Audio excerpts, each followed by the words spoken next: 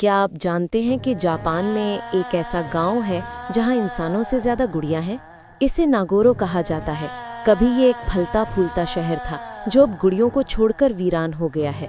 पुराने कपड़ों में लिपटे विशाल पुतले, खिड़कियों से झांकती बेजान आंखें, बेंचों पर बैठे, खेतों में काम करते हुए।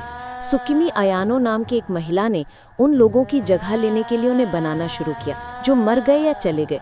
लेकिन स्थानीय लोग कहते हैं कि कुछ बदल गया।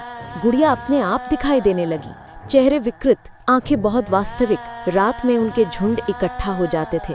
एक दिन दाई नाम का एक युवक इस भयानक दृश्य का दस्तावेजीकरण करने आया। उसने स्कूल के पास लाइन में लगी गुड़िया को फिल्माया। कुछ डेस्क पर बैठी थी, एक टूटी हुई खिड़की से बाहर देख रही थी। उसने कसम खाकर कहा कि उसने उसका सिर हिलते हुए देखा है।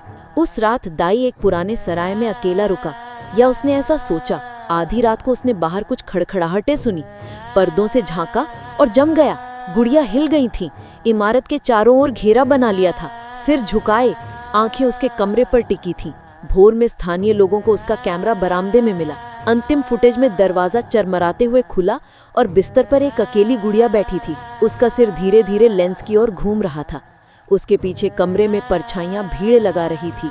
उन्हें दाइची कभी नहीं मिला, लेकिन कभी कभी आगंतुकों को अभी भी अंधेरे में धीमी खड़खड़ाहट सुनाई देती है और नई गुड़िया मिलती हैं।